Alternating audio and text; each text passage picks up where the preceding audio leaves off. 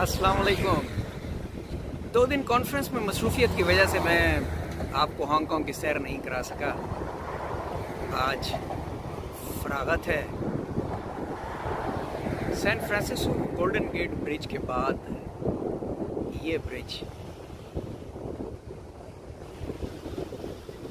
इंतहाई खूबसूरत हांगकांग के डिफरेंट आइलैंड्स को कनेक्ट करता है और इसकी हाइट इतनी ज़्यादा है कि नीचे से बहुत बड़े बड़े शिप नजर सकते हैं। उसके साथ ही एक दूसरा ब्रिज जो कनेक्ट कर रहा है बाकी 2 आइलैंड्स को।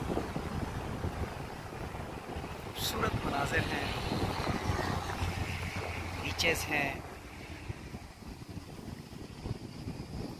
मरीन लाइफ है।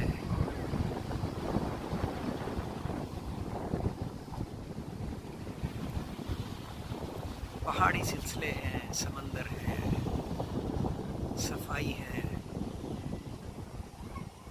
खूबसूरत जगह है।